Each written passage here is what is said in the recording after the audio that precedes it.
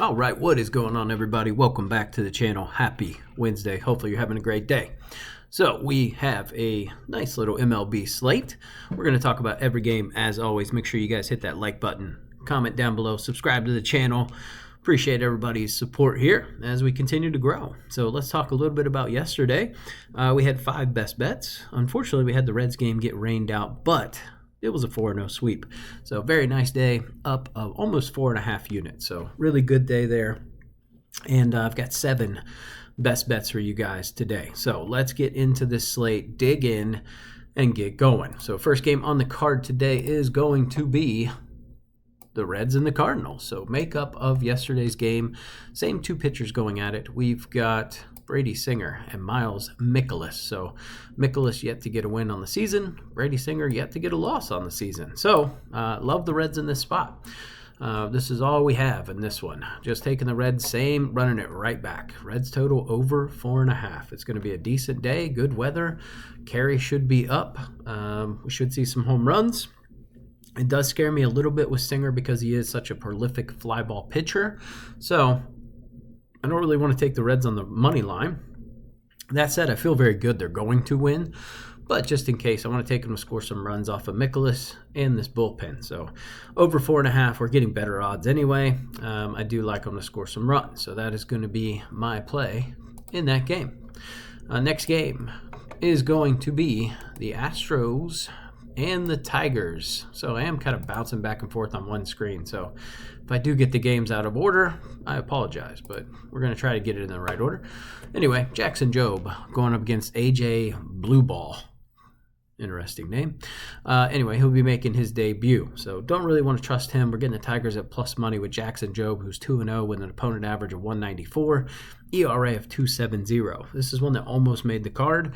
It's just the Astros are starting to kind of heat up a little bit. They've won 3 in a row. They're 11-6 at home. Tigers are 5-9 on the road and have lost 2 in a row. So I'm a little hesitant to back them just because we do see the Astros really picking up some momentum, 7-3 in their last 10 games. So the only reason I didn't take them there, but we're getting good value to take the Tigers in my opinion. All right, next game is going to be the Braves and the Rockies. I feel like that's probably out of order. Yeah, it is, but that's okay. Anyway, Chris Sale going up against Chase Dollander. I like this Dollander guy. I think eventually this is going to be a good pitcher. Right now, not so much. 1-3, giving up a 313 opponent average, going up against Chris Sale, who's 1-2, giving up a 300 opponent average. So you kind of just want to take the over 10, but the weather is not going to be fantastic in terms of scoring runs. And I just don't necessarily trust the Rockies against Chris Sale today. I don't mind Chris Sale to get 8+ Ks. You can get that at plus money. I do think he has a pretty good day against this lineup, who is extremely, extremely vulnerable to striking out against left-handed pitchers. But if we look at the splits for both of these guys, Sale giving up a 333 average to lefties, 296 to righties. Dollander 342 to lefties, 302 to righties. So one of the plays I looked at that didn't make the card was Austin Riley to either get an RBI or to get 2+ bases. I do think there is good value there today. He's got a very nice matchup in that game. Ultimately, I'm not taking the Braves at this value. so there's that. Next game, Miami Marlins and the Dodgers. Tony Gonsolin is going to be making his debut. Hasn't pitched in the majors since 2023. Going up against Cal Quantrill. Cal likes to give up runs, Quantrill. So can't really get behind the Marlins here. So one of the plays I like in this one is we're going to lean into Gonsolin, probably giving up some runs. So I like him to give up over 1.5 earned runs in the first 5, or total, not first 5, just over 1.5 earned runs. But I like the Dodgers to not bat in the 9th. So if we combine those two together, we get plus 196. So a nice little negative correlation play there.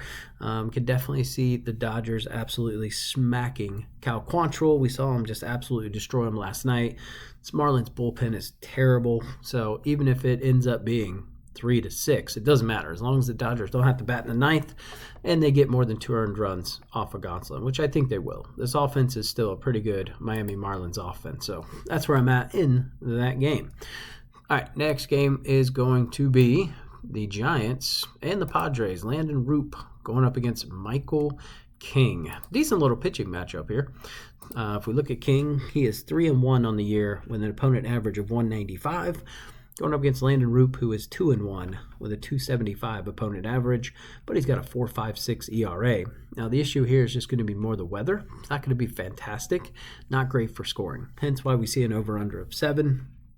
I do kind of lean towards the over, but I think we're getting good value to take the Padres at home here at -135. We did kind of see them offensively wake up a little bit yesterday, putting up 7 runs. Luis Arias came back, so I do think that is a nice little hit to this offense. And then if we look at the pitch splits, they're just very much in favor of Michael King having a much better day. Padres hit the fastball well. They hit the curveball well. That is Roop's 2 main pitches. And then he also throws a changeup and sometimes a cutter, but don't like the split for him. If we look at his pitch splits, he's pretty evenly getting hit by lefties and righties, giving up a 282 average to lefties, 279 to righties.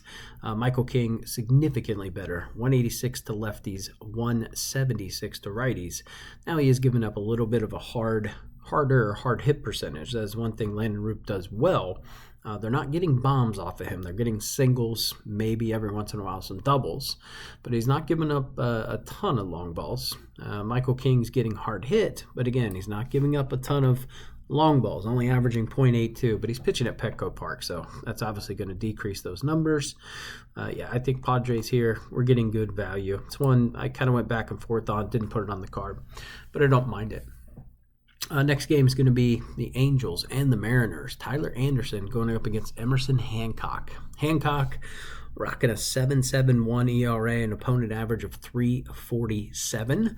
Going up against Tyler Anderson, who is better on the road. He's 2-0, 172.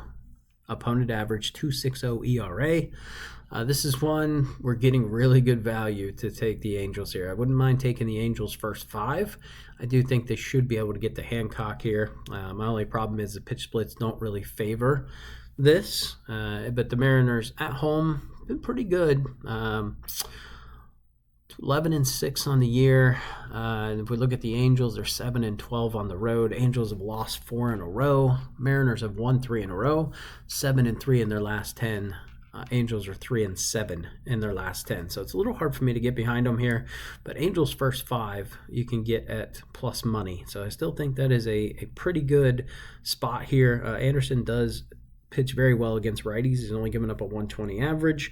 Lefties have been able to get to him hitting 348. But if we look at Hancock, 333 to righties, or 364 to righties, 333 to lefties, giving up a pretty significant hard hit percentage. Exit velo is well above average.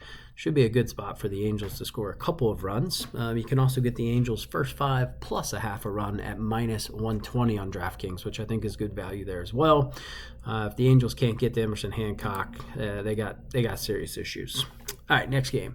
Twins and the Guardians. Pretty crazy game last night. Kyle Manzardo hit a walk-off home run for the Guards, ended up being 2-1. Pretty shitty there. Pablo Lopez going up against Luis Ortiz. I love fading Luis Ortiz. Terrible pitcher, in my opinion. If we look at Lopez, 2-1 on the year, 2.08 ERA, opponent average of 2.35. Ortiz, 2-3, almost a 6 ERA, 2.52 opponent average. This is one where I'd love to take the Twins.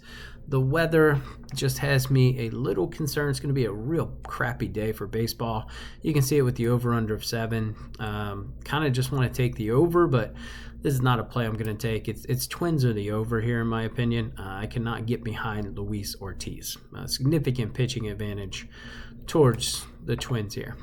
Next game is going to be the Yankees and the Orioles. Carlos Carrasco going up against Cade Povich.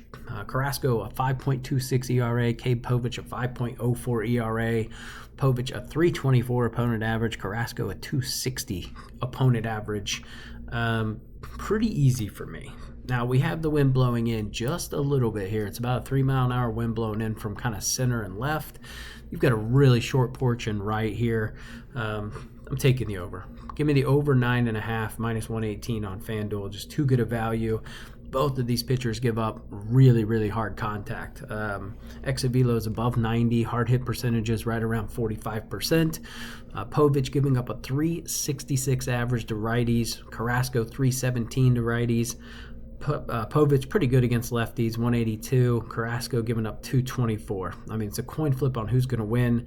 You got two teams with pop in a day where they should be able to score some runs today. Home runs are only going to be down like 3%. Runs are actually going to be up a little bit. So give me over 9.5. Should be one of these teams could just cover it on their own, frankly. All right, next game, Cubbies and the Pirates. We were on the Cubbies race to 4, Cubbies race to 5. Run it back. Matthew Boyd going against Carmen Mlodzinski. It's going to be a decent day weather-wise. Run-wise should be pretty good. If we look at the Cubbies on the road, they're 9-5. Pirates at home are 6-8. They've lost 3 in a row. They're 3-7 in their last 10. Just really bad baseball for the Pirates here. Carmen has given up an opponent average of 326. Matthew Boyd, 2-2, 261 opponent average, 254 ERA. Mlodzinski's almost a 7 ERA. His pitch splits look terrible today. Cubbies are hitting the fastball 48. He throws fastball 48% of the time. They're hitting that 8th. He throws the cutter every once in a while, pretty much like nil. But the Cubbies are hitting that well. And then the slider, it's basically a fastball slider guy. It's about 88% of the pitches he throws. Cubbies are best hitting the slider. Best team in the MLB hitting the slider. So love this spot here. Mlodzinski's just an equal opportunity offender to the lefties and the righties. 362 to lefties, 300 to righties. So great spot here for the Cubs. Lefty on the hill. Pirates don't hit lefties well. So we're just running it right back. We will take the Cubs race to 4, Cubs race to 5. So that'll be one of our best bets there. All right, next game on the card. Let me make sure I didn't pass it up. Okay, yeah. All right, so it's probably going to be the Reds and the Cardinals game too. This is one, just like every other doubleheader, I don't touch these until I know what goes on in game 1. And we don't know who's pitching for the Reds. I did see Chase Petty posted that he is going to be called up from the minors to pitch today. So I don't know if it's going to be in a starting capacity, relief capacity. Highly likely it's going to be game 2. Andrew Abbott could be pitching or it could be him. So I really don't know. I think Steven Matz is going to go for the Cardinals. So that's a lefty on the mound. It makes me not like the Reds against a lefty. So I would lean Cardinals game 2, assuming Reds win game 1. So I think we see a split here in this game. All right, next game is going to be the Nats and the Phillies. Christopher Sanchez going up against Jake Irvin. Irvin's pitched, he already pitched against the Phillies in Citizen Bank Park here. Pitched pretty well. That said, I think we'll see some regression. Christopher Sanchez at home, you just don't fade Christopher Sanchez at home. If you're going to fade Christopher Sanchez, it's on the road. Pitch splits for Irvin don't look great. Phillies are kind of starting to heat up a little bit. They've won 3 in a row. They're 10-4 at home. Nats are 4-10 on the road. We saw last night's game. The Phillies bullpen is really dicey, man. They blew the game. And then Kyle Finnegan came back and blew it in the bottom of the 9th. So it was a pretty wild ending there, especially if you had the Phillies on some parlays. I didn't have many plays yesterday, but I know some people were sweating that game. So congrats to those. If we look at Sanchez, he's been pretty nails against lefties, 130 opponent average. Righties, been giving him a little bit of problem, 291. We look at Jake Irvin. He's been good, 250 to lefties, 164 to righties. Now, if I look at the dangerous bats in this Phillies lineup, right? We look at Schwarber, we look at Harper, guys like that, going to be hitting from the left-handed side. I think Trey Turner can hit anyway. He's not really going to be too affected here. Hard hit percentage is pretty high for Irvin, about 47%, so well above average, whereas Sanchez doesn't give up a hard hit percentage, pretty low. This is a Phillies spot for me. We're going to run back a very traditional bet that we've done all season and has been super profitable. Phillies race to 4. Just run that sucker right back. I thought about laddering it, but did not. We just went straight with the Phillies race to 4. All right, next game is going to be the Royals and the Rays. Noah Cameron, a lefty, going to be making his debut going up against Drew Rasmussen. This is a pretty significant pitching advantage for the Rays here. That said, I cannot get behind this team at minus 178. That is just not going to happen. I would probably just go Royals. The Royals won yesterday. They can still win today. It's a lefty on the mound. Tampa Bay has not been hitting lefties well, so this this is ridiculous. Maybe look at the under, but this is a stadium where you really don't want to play unders either. So it's Royals or pass for me in this one. Next game, Brewers and the White Sox. Tobias Myers going up against Shane Smith. Two pretty good pitchers. We got an over-under of 7.5 because the wind's going to be blowing in from left and it's going to be pretty cold. It's going to be in the mid-40s. I would just lean under 7.5 in this one or take the White Sox on the money line. I can't pay minus 162 for the Brewers. Shane Smith's been pitching really well. He's got a 2.30 ERA. He's been going pretty deep into games. Average outs, 16.26 outs. So he's going well into the 5th inning here. And I think this Brew Crew might struggle to hit against him and the weather and all that fun stuff. So White Sox are pass for me, but I won't be playing this game. All right, we've got one more game, and it's the A's and the Rangers. So this is going to be, actually, you know what wasn't on there was the D-backs and Mets. So we do have another game. That's one where there's not a lot of information out. I think Corbin Burns is going to be going for the D-backs. I'm not sure who's going to be pitching for the Mets. So really need to see who's going to be pitching for the Mets. But after an absolute beatdown of a game yesterday, I kind of want to lean D-backs to get the job done. But Corbin Burns just not a guy you've been able to trust this season. So very pitch dependent for me on the Mets. You're probably going to get the Mets at better value. If you can get the Mets at home at close to plus 100, I think it's really hard to turn that down. Corbin Burns hasn't been nearly as dominant as he has in the past. So that's one we'll have to wait and see. But I would lean Mets if you can get that right around plus 100.